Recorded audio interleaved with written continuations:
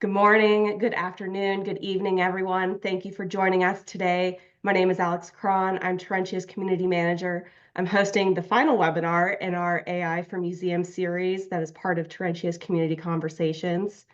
In our last webinar, AI for Museums, Ethics, Cultural Sensitivity, and Data Privacy, we took a deep dive into AI policymaking, data privacy, cultural sensitivity, and museums as sources of truth. Now, for today's webinar, we're going to explore cross-sector AI innovations and the relevance for museums, featuring polls followed by presentations and open discussions on AI applications in media management, retail logistics, and entertainment industries. Please put any questions that you have throughout the webinar today in the Q&A section, and feel free to participate in the discussion in the chat. Now, if you're new to Terentia, we are a next-generation platform designed to meet the unique digital asset and collections management needs of museums, libraries, archives, and other cultural heritage organizations.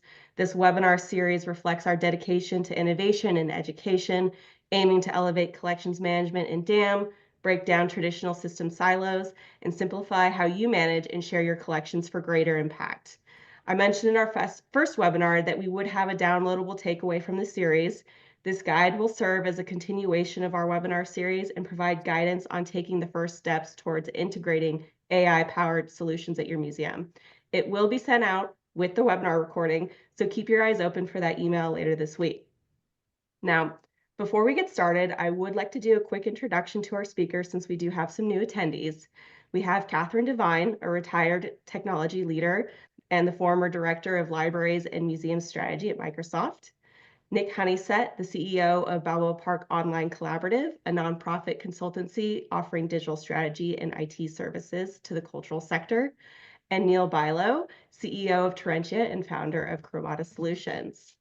So today we're going to kick things off with two polls to get a sense of your perspectives on how AI is being used beyond the arts and culture sector. I'm going to go ahead and first, we'd love to hear whether or not you follow how industries are using AI. So I'm going to go ahead and launch our first poll.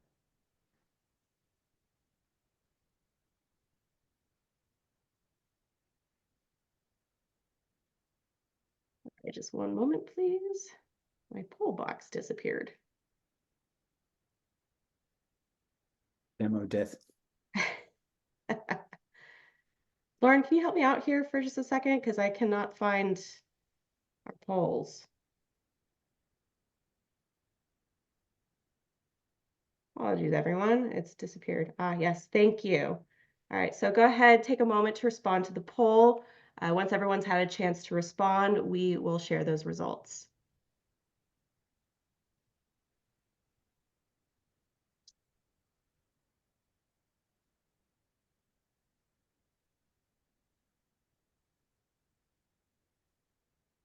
Alex, I think we gotta go back to the full screen on the PowerPoint.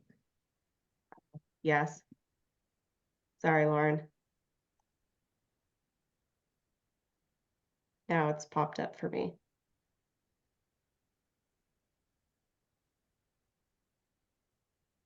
All right. Are we going to start doing our bets again? Sometimes. I think sometimes is a good one. When you read it in the headlines, probably.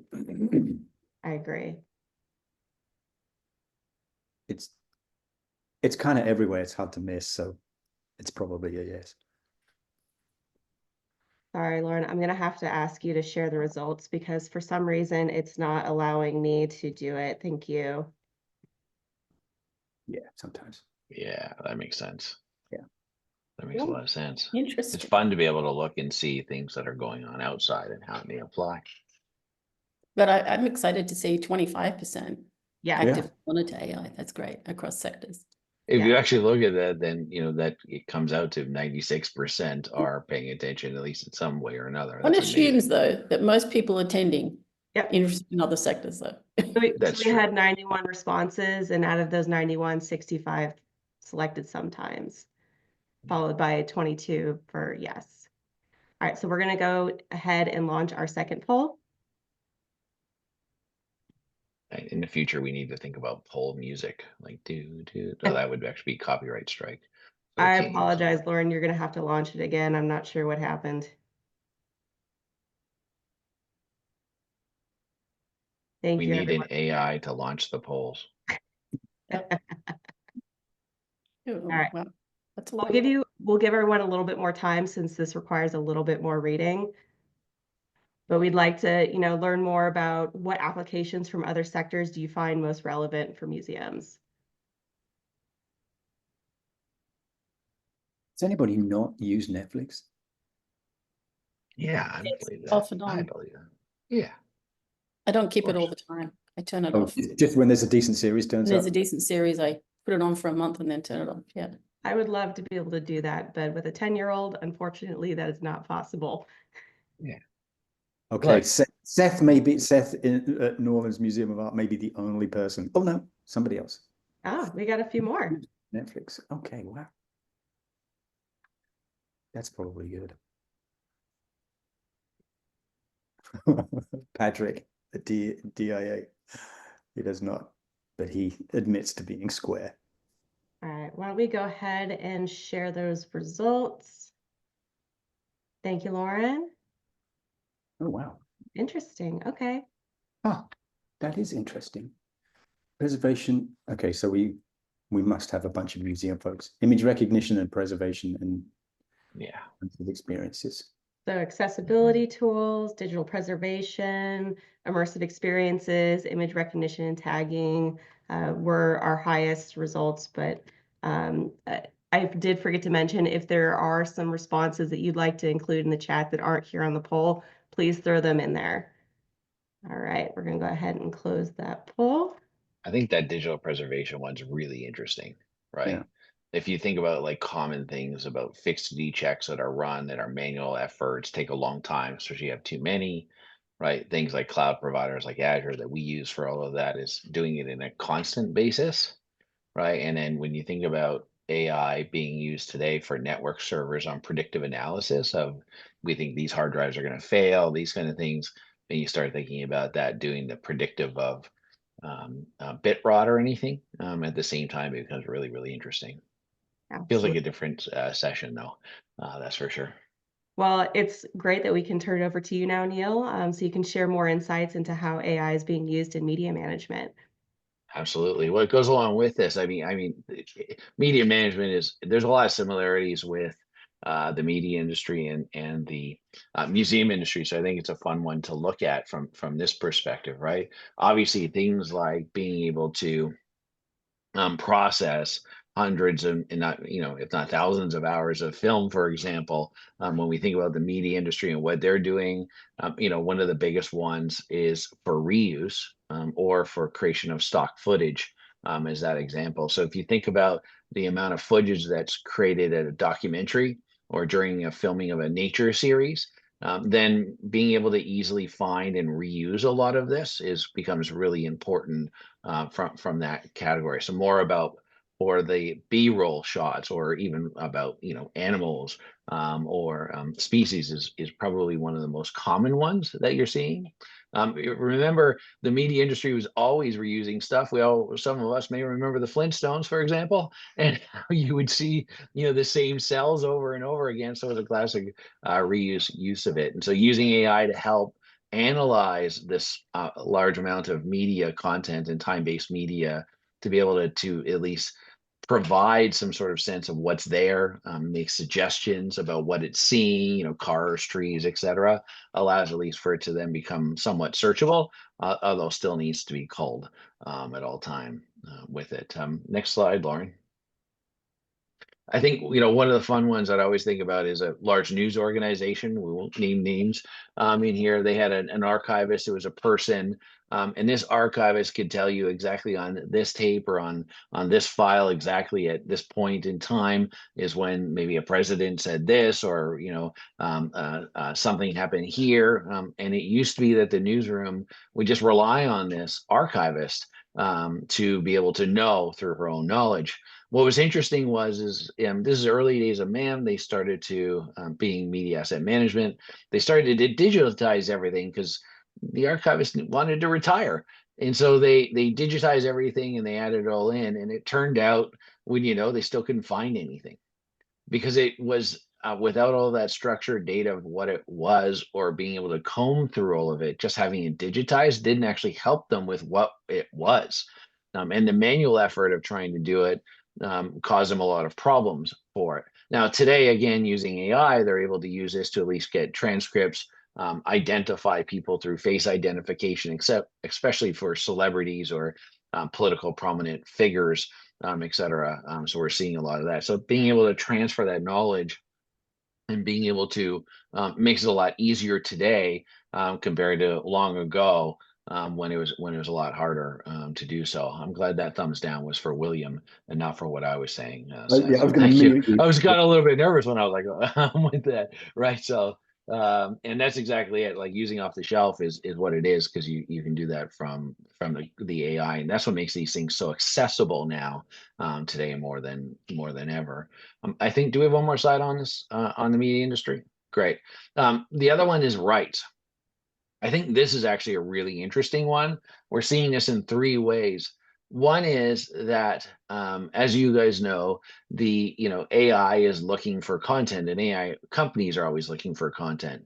And so what we're starting to see is these companies sprawling up who are now licensing a whole bunch of the television content or stock footage and stuff like that, in order to be able to create these collections, if you will, if you bear with me, but these collections of assets that can be licensed to AI companies for use of, to train the data. And I think that's a really interesting one that's coming out. I think another one that you're going to see really quickly is trending. So we're going to be watching things that trend across social channels, whatever those are, or based on news events, et cetera. And then based on that, can the AI look at your catalog and then suggest things that people may be more interested in licensing? So as we start to populate that, how's that impact museums? Obviously is the same thing, right? As being able to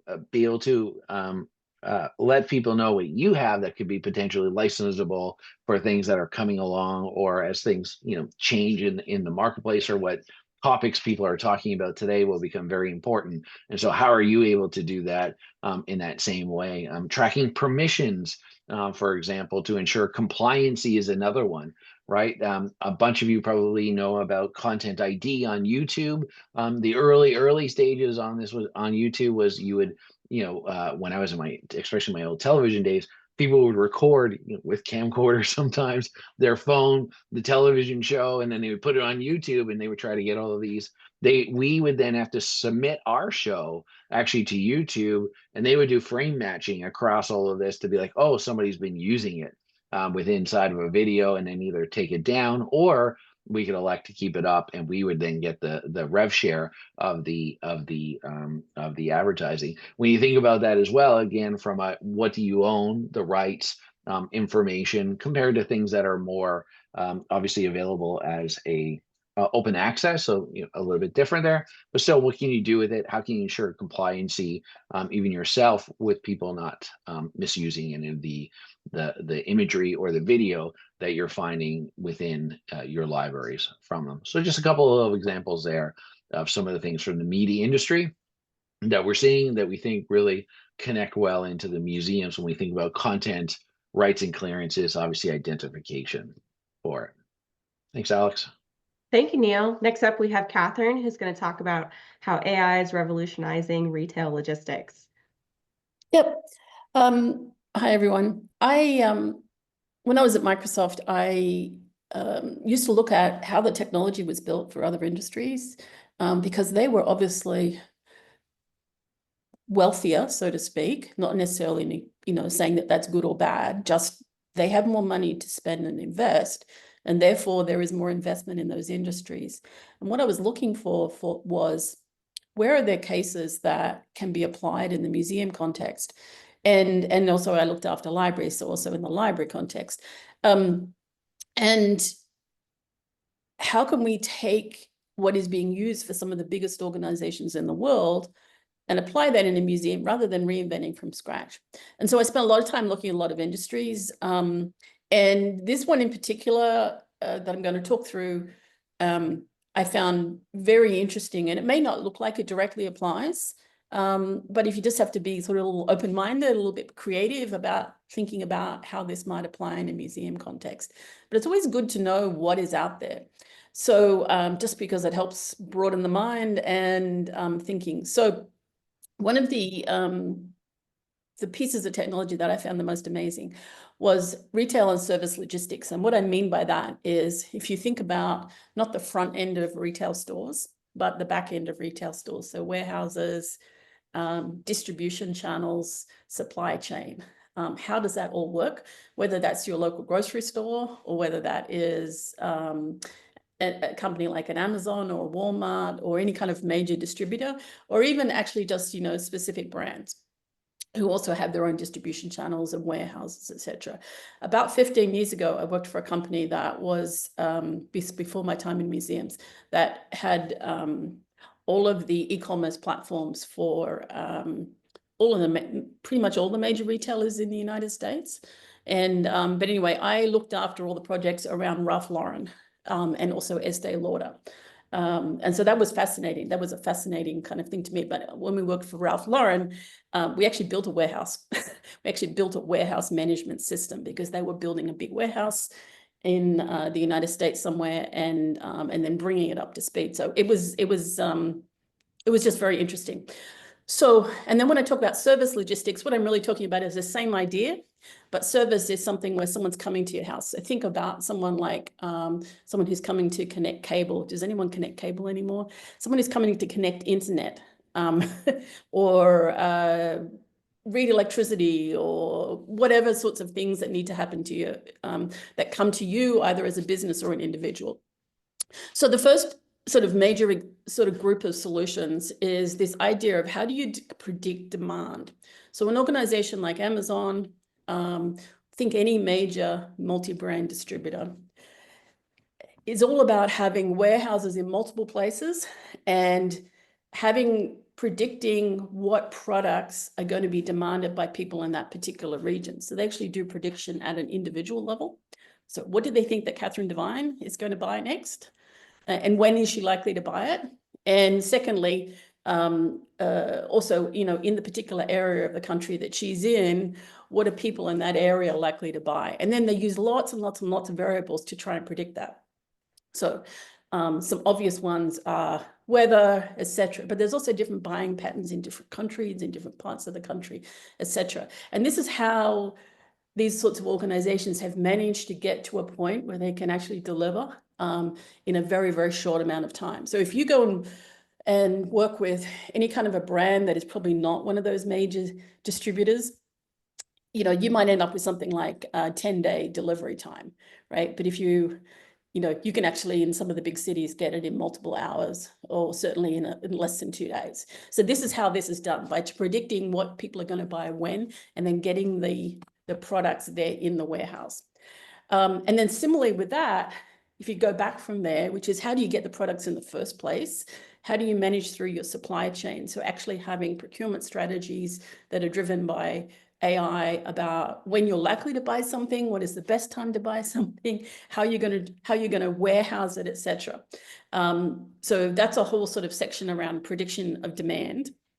And the next slide is actually then how you manage the warehouse. So once you have, most of these organizations have huge warehouses. And these warehouses are, how do you, you know, you've probably seen videos or aware of like how people go and pick content from a particular shelf, either by robots or with people.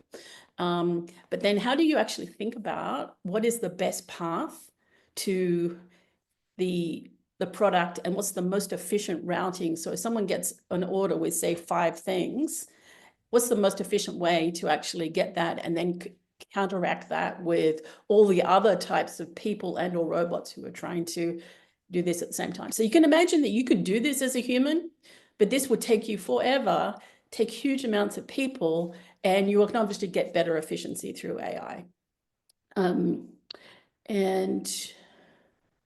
I missed, sorry, just slightly on from warehouse, this might be on the next slide, but I don't want to miss this one, is the idea of how you actually think about routing order fulfillment. So when you actually deliver it to someone's house or business, how do you think about what is the best route? So you have a whole bunch of people who are drivers.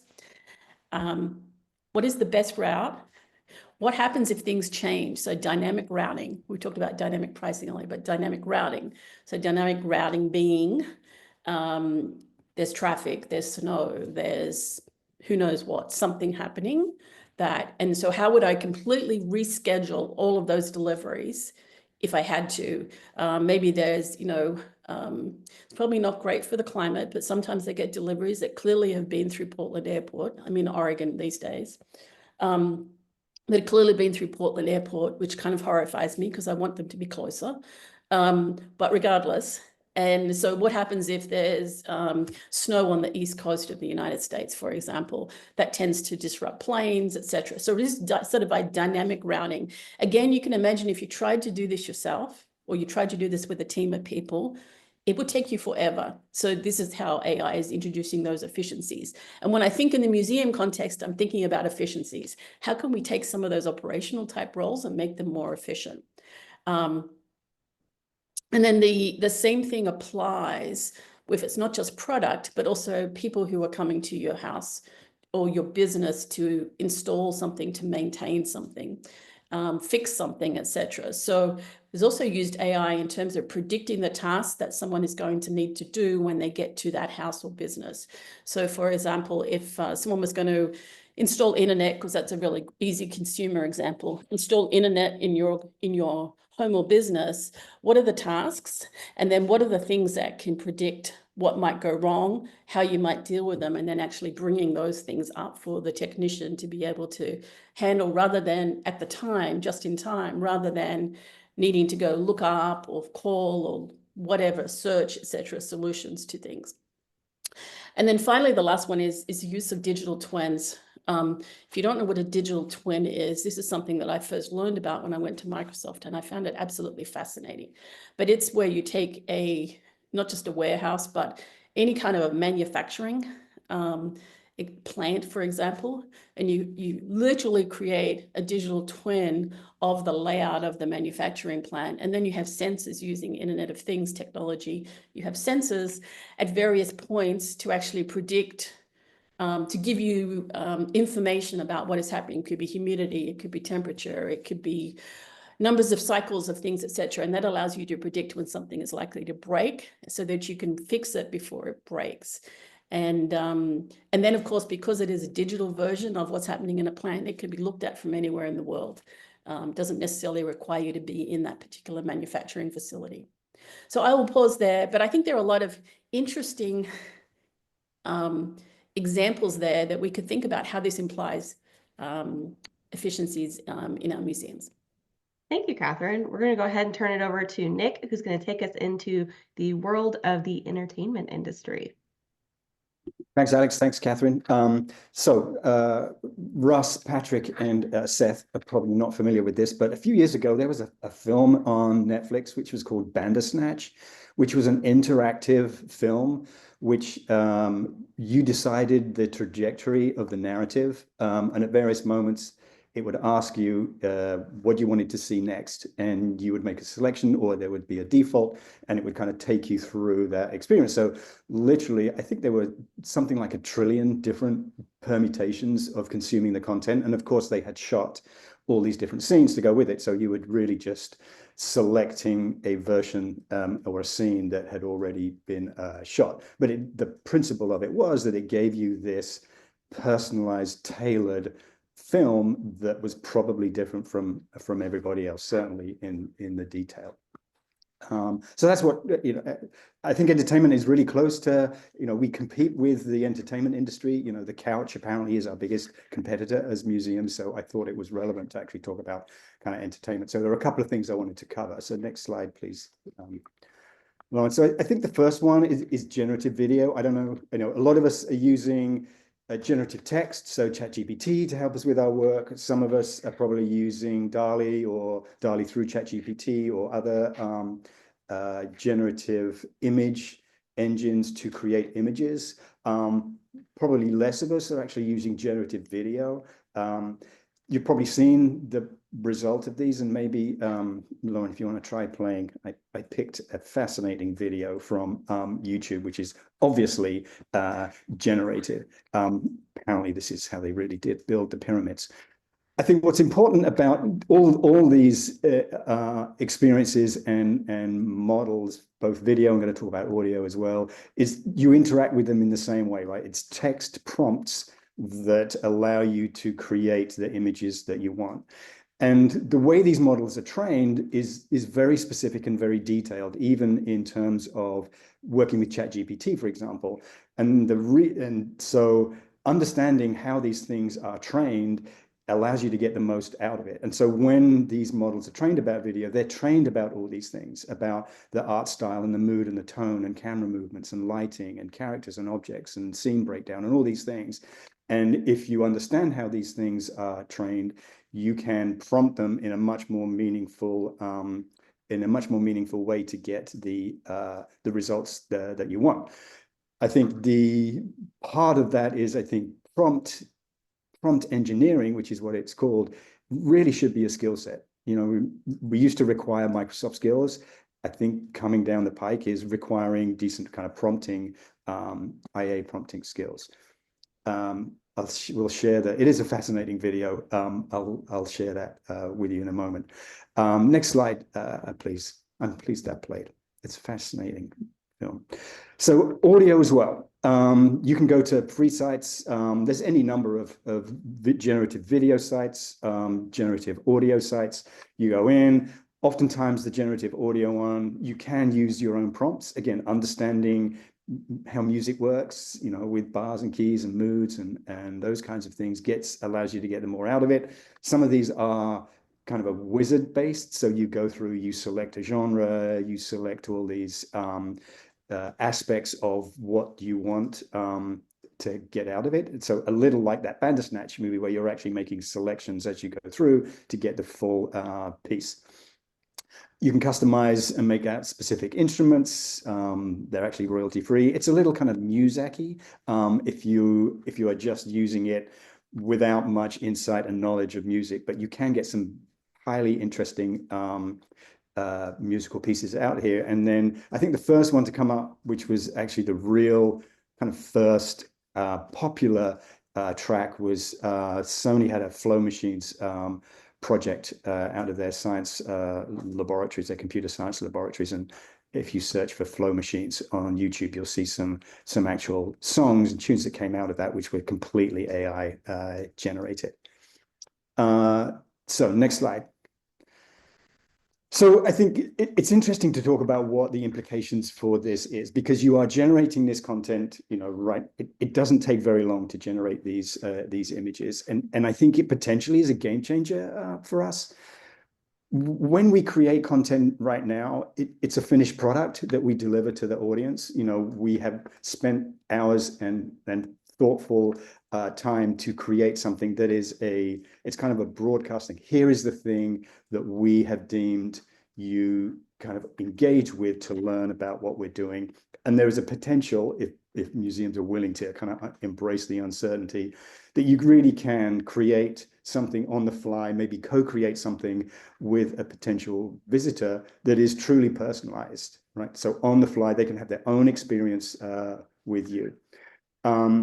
This has huge implications for the kind of editorial process. If you can imagine that you are not actually creating a finished product, you are actually creating the environment for a product and an engagement experience to be created in.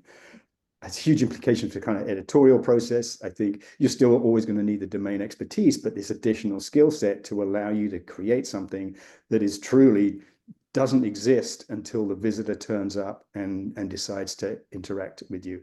I think it's a fascinating concept. Other things, I put in data-driven in here because you can actually, this is very important to understand because it can give you insight into, well, what our audiences really and truly want to learn from us and how do they want to learn it. You know, if you're building these engines that are on the fly, that are making decisions to deliver an experience, that same system can give you the information about the usage. You know, right now, for example, you know, on a website, for example, you have your website, and then distinct from that, you have Google Analytics that tells you how people are using it, rather than the actual thing that you are using can tell you how it's being used. Obviously, there are some challenges here. I think someone just posted about royalty free and all those kinds of things. I mean, there are lawsuits out there about certainly from a creator standpoint, both on the audio, the image, and the video side, where these engines have clearly used artist creativity to create the product. So it is a huge issue. We've probably all seen deep fakes. And again, we'll go back to, I think, last week's webinar where we talked about policies and ethics, and I think that is hugely important. Next slide, please. So key takeaways, I think, obviously need to embrace innovation and be comfortable with uncertainty. And I know that's a big challenge for museums, you know, having something that is going to interact with the audience that you don't necessarily have control over. And going back to the first webinar, I kind of tie this together. We kind of talked about this kind of maturity of engaging with AI, from AI informed to AI supported to AI driven, which is this kind of autonomous, on the driven side, is this autonomous experience with AI. Again, I'm going to mention analytics. I don't think as an industry, we pay enough attention to analytics, and if we do, we don't necessarily believe it or act on it. But I think certainly in this case, that would be fantastically important. It has big accessibility opportunities, you know, allowing somebody to engage in a way that they want to engage, in a language that they want to engage with, at an educational level that they want to engage with. I think it has a huge opportunity. It probably requires, you know, partnerships with collaborators. I highly recommend, if you are thinking about this, some of the most successful projects we're seeing in museums is partnerships with kind of local universities, particularly their technical IT departments, and some have, you know, computing and specific AI departments. And then the last point is, if you're doing this, you have to tell people that that's what you've used and that's what you've done with it. So ethics and transparency, and communicating how you're using AI. And I think that's me. Thank you, Nick. Before we move into Q&A, we would like to do one last poll. Has attending this webinar series changed your perspective on the role of AI in your work or the industry? Anyone want to take bets on this one? She says sarcastically, views on AI remain the same. Yep. Sorry, I forgot to take my sarcasm font off. Is there an F, all of the above? I Some of it was great, some of it was terrible. Again, please put any, you know, additional responses in the chat if what we have available to you is not, you know, does not apply to you. And I think, you know, there's a lot of things there's obviously a lot of comments and questions that are relating to the Gen AI. I think that's a different subset of AI that we need to think about. Yeah. Right. Especially when it comes to, you know, this problem with ethics. And, you know, I was reading an article recently about this, that even like the copyright and trademark law usually is on average 10 years behind innovation. Right. In general. And so that's some of the problems. I mean, if we even look at how long it took for the courts to resolve that famous photo of, and I can't remember what it was, the exact species of the gorilla or the ape that took its own photo. If we all remember that photo where it actually did it, it actually took, I think it was like something like 8 years in order for that to be resolved through the court system in terms of who owns the copyright, you know, to that photo. And I think that's the exact same thing. The unfortunate part is that there is a lot of people who are going to, you know, there's a lot of AI companies that are spinning out of everywhere, and nobody knows where they're getting them from. And that's where, again, each organization needs to think about, are they going to be doing the due diligence, just like you would with anything? If somebody was to give you, for example, an artifact, you're going to do the due diligence on the provenance, you know, before you accept it into your collection, you need to be thinking about doing due diligence around any of these startups or AI companies or any company that you're working with. Where are they getting their data from? It. This is this new world that we're going to have to start to think about. That's right, Emily. The monkey selfie copyright dispute. It was amazing. By the way, an amazing photograph as well for those who haven't seen it. It was a really great photograph. All right, how do we do on the polls?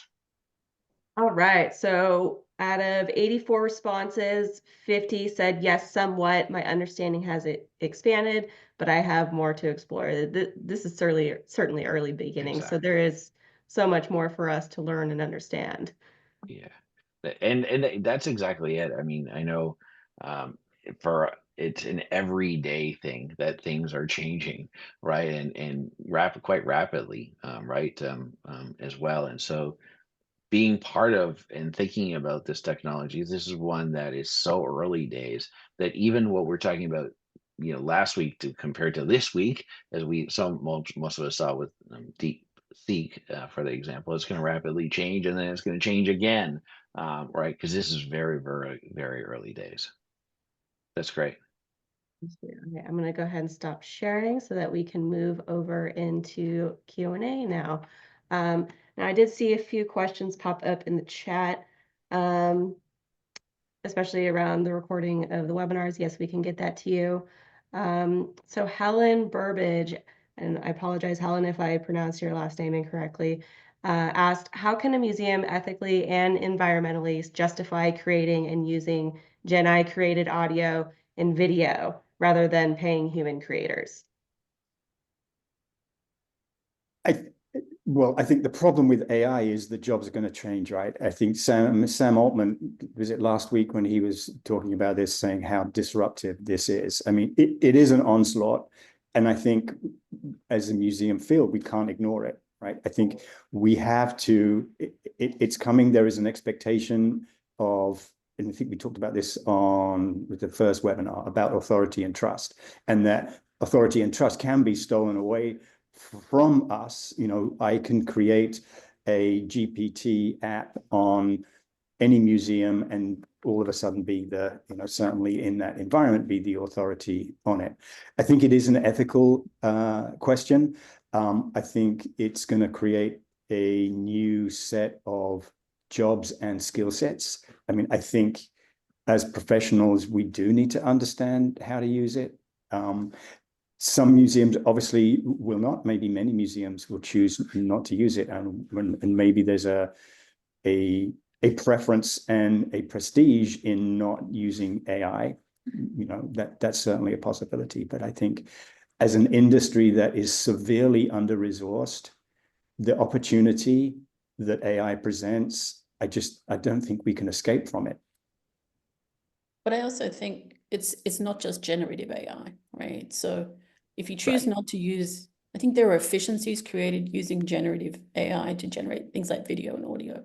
But just like with text, it doesn't need to create the final product. It can just take out the pieces of it that could be more efficient, not taking the creative process away, but maybe the production pieces of it can be more efficient. And then I think we don't just have to look at generative AI. It's the conversation today because it's a consumer-facing technology, and that's what we tend to talk about.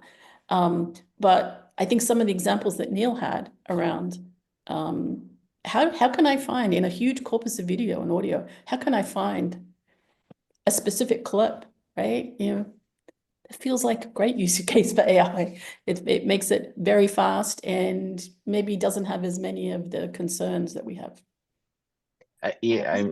It's interesting about the generative part, because I think, Nick, you're using an expression I think is important, which is text generation. Right. So, it's using those same kind of things and understanding. It always comes down to this ethical question of, in your organization, each organization themselves are going to have to decide where today they want to do things and where they don't want to do things. And then that should be the basis of how you then start to experiment with AI. And so if what you want to do is make sure that you're aligning yourself to ethical AI companies, have statements, you're clear on where they're getting their data, then those are the ones that you're looking for, for them, versus, there's a common transcript company that everybody's using, and we see it all the time in museums. But what most people haven't, might not know is if they don't read through the terms and conditions, they're actually even giving that company, this common transcript company, permission to use its meetings and their notes to enhance and to, again, to help their data models with it. So, just like all of us who quickly did this and then accepted terms and conditions, more than ever, if we're thinking about this, in today's modern age, we need to be thinking about how we're using these AI systems, and if they're free, what are you giving away? Just like your social media profiles, right? And things like that. So those are the ethics that we need to start to be thinking about from a museum when you're talking about using these, and are they also providing this kind of information or using copyrighted data? Right. Alex? Yeah, we've had a couple comments and questions come in, particularly around supply chain. So this is more to Catherine. How can museums apply AI-driven supply chain strategies like predictive demand to help streamline their operations or visitor experiences, even for their gift shops? Yeah, well, I think there are lots of solutions. Again, I mean, I no longer work for Microsoft. I just want to be clear, but a lot of my experience was when I was at Microsoft, so I'll use some of their examples. They have, for example, product Dynamics 365. Dynamics it's basically an enterprise resource planning system. It's way too big for a museum, but there are versions of it and modules for it, but one of them is around supply chain. And that's where a lot of these ideas came from. But I think even though you're not running a major warehouse like an Amazon or something like that, you still have a lot of work to do, which is about, how do I get things in the gift shop? How do I get materials to maintain the building? How do I, name any number of examples of things that you need to procure? So how can I use those kinds of systems to automate that, to either find the best price, to negotiate the best price, to have it just in time, those kinds of things. So it's about taking some of those massive problems, applying that technology to maybe what might be seen as smaller, but still even though it's smaller, still introduces significant efficiencies because people need to be paid to do those roles. And this is not about taking jobs away. This is about redeploying some of these skills into other things so that the museum as a whole can do more. Thank you, Catherine. Hey, Yeah. Alex, sorry, somebody asked about our AI policy. We actually are probably, I would say, challenge you to say, I would challenge that we are probably one of the only dams and collections management companies that are out there who have actually published our policy. So it's there, it's on our website. Yeah, so, thank you. We believe in this. Are we always actively looking at it? Yes. Are we always actively having to think about change all the time? And that's why we're always looking at this from our own self. We don't build AI, we connect into AI engines. And that's what we're doing there. Sorry, Alex. Yeah, thank you, Neal. So we have a couple questions that came in the Q&A. Donald asks or says, one problem not discussed in these sessions is the fact that there is more than one kind of AI. Some use the categories narrow AI, artificial general intelligence, and artificial superintelligence. Could you talk a bit more about this? Sorry. Well, neuro AI, I'm not familiar with as a term. I don't know if others are. Yeah. Sorry, the other narrow two, AI. Hmm? Narrow AI. Narrow AI. I'm not familiar with that term. The terms AGI, artificial general intelligence, and I assume artificial general intelligence super is another level of that, is something that has not, to my knowledge, been achieved. But it is something that is being worked towards. There is doubt and debate about whether it will ever be achieved, but I don't know that we should never say never. But the principle around AGI or artificial general intelligence is about getting beyond, okay, Jacques has said narrow is being built for a specific purpose. Okay. There's always more to learn, isn't there? I'm not even going to pretend that I can talk about narrow AI. AGI is something that takes where you're more approximating the reasoning of a human brain. or even coming close to reasoning over something. Whereas now we're not reasoning over anything. It might look like we are, but we're actually not. We're predicting based on massive data sets and billions or millions of parameters. We're predicting, and that's why sometimes it gets it wrong, but often it looks like a really great use case and it works for us. But AGI is kind of the holy grail, so to speak. I don't know if others have known more about it and want to comment. Well, So John Luke put a good link I in for everybody. always want to comment. I think that's a really interesting question, particularly about narrow AI, right? Because if you certainly, as I understand, some of the models out there, I think ChatGPT and dare I say DeepSeek, their model is this distributed expert model, right? So you're dealing with the way I heard it explained is like a reference librarian, right? When you interact with GPT or some of these other engines, you're actually talking to a reference librarian that knows where to go to get the information that you need. And underneath that, there are a set of what they call distributed expertise, I think, which are tuned to specific things, right? I think certainly with narrow AI, that may be, as this industry evolves, it may be that museums are using that technique. With DeepSeek being open sourced, there is the potential for everybody or every institution to have their own large language model that just understands about that museum. So again, I think we've said this a couple of times. This is a nascent industry and technology. It's moving rapidly. We've seen it completely disrupted in the last couple of days, and that's just gonna continue. This industry is gonna evolve and shape and reform in various ways, and how we interact, whether it's with AGI, ASI, narrow AI, I think you're gonna pick and choose about what you want. Great. So our next question in the Q&A, generally, how readily available is the provenance of data that an AI tool is using? As a museum professional who wears many hats and experiences high task saturation, I can't see myself putting precious time towards researching the validity of a supposed time-saving tool when I could spend that time doing the work I need done in a guaranteed ethical fashion with the creativity of myself, my team, and my community. Great question. Yeah, these are some great questions. Did you want to answer, Neal? Sorry, I thought you were going to say something. Yeah, I'm happy to jump in here on this one. This is a difficult one, so I'm going to try to kind of stretch on a way to think about it, right? If we think about project management and using that same kind of concept, right, from it, we always had to do the due diligence around what project management tool that you're going to use, or if you're switching to a new dam, you're switching to a new anything, you need to be thinking about those. And these are still some of those questions that you probably should always have been asking that we probably haven't of a lot of software applications that we do.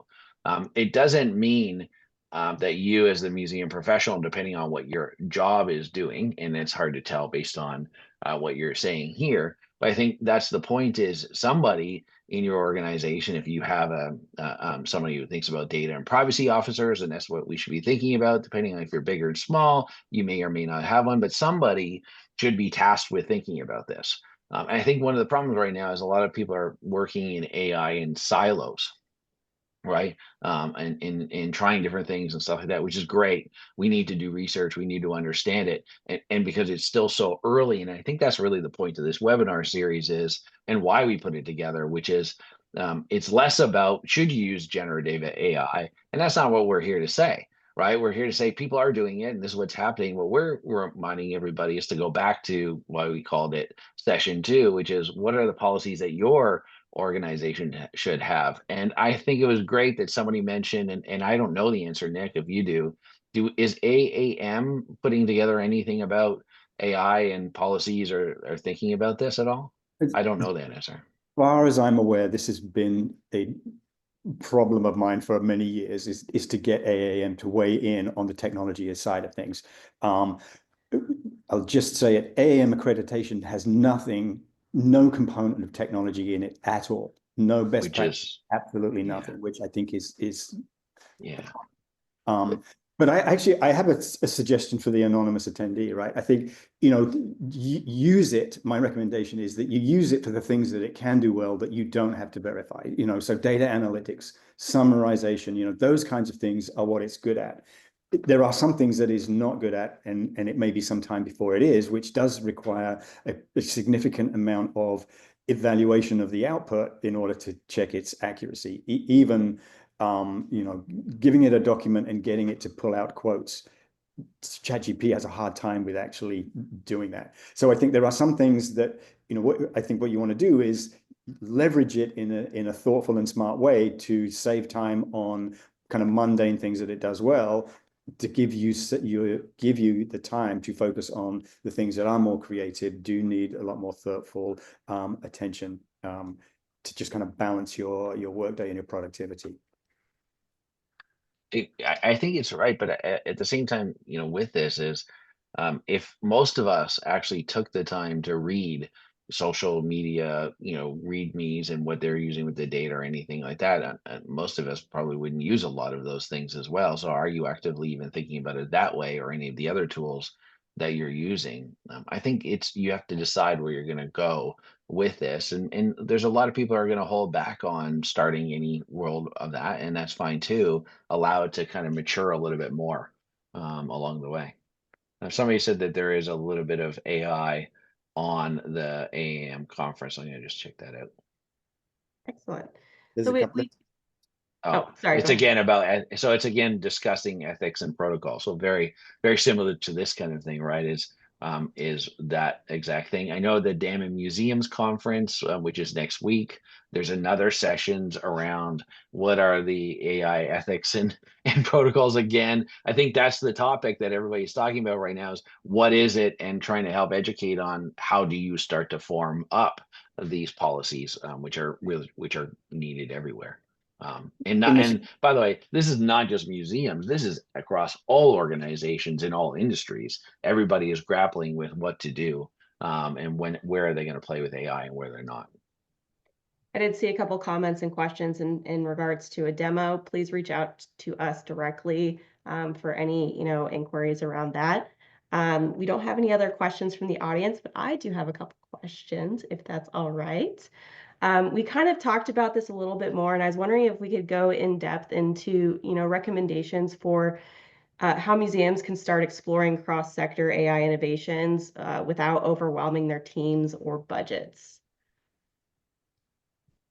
I mean, I think this is significant enough. Again, I talked about this in the first time. This is like when we were talking about whether we should have a website or not, and then we were talking about whether we should do social media or not, right? And now look where we are. There are real social media jobs. There are real web. Who wouldn't have a website as a museum, right? There used to be a time when that was a real conversation, and let alone putting up collections images on a website, because that would stop people coming to see us, right? That has evolved, and we have a greater understanding of it. We're much more mature with it. And I think this is the same thing here. I mean, my one recommendation would be to start an interest holder group in your institution, to just start talking about this. Maybe a lunch and learn, brown bag lunch, and just start talking about it. Influence leadership, get some policies in place that give you some guardrails to actually start experimenting with it and using it kind of in a kind of a supportive way. I think it's that important to me. And whether you choose to make a decision about not to do it, and I think, we certainly saw some comments last week about institutions that have policies that say, these are all the things you can't do. Otherwise, you're good. Just as good as saying these are all the things that you can do. Yep. I would add to that. I really like that approach, Nick, by the way. Just get people talking about it first before you do anything. We have seen in museums a lot of early adoption of technologies, particularly consumer-facing technologies, and it's often been too early. So if we often look at things like websites, we all got on the website after we got over that conversation. We all got on websites, but many of them haven't evolved into what a current website is, even though that technology has moved on substantially. The same with mobile apps. We all jumped on mobile apps.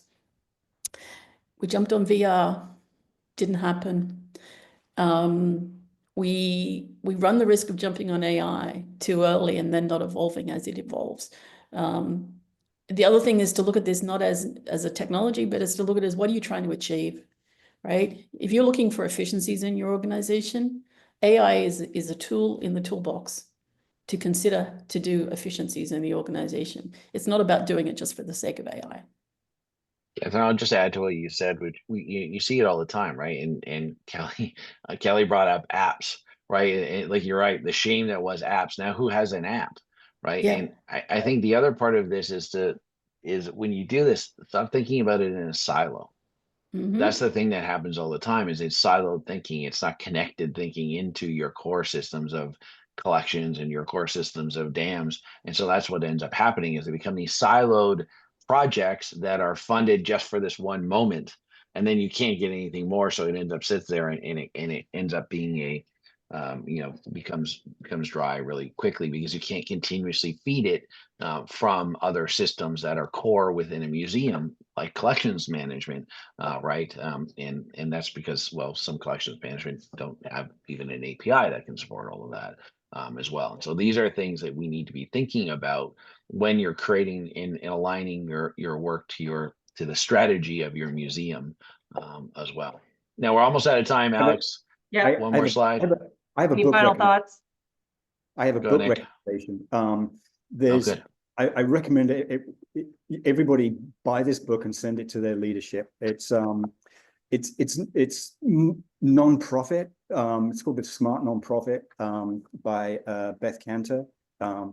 A shameless plug if anybody's going to a CAM. I'm interviewing her at CAM in a couple of weeks.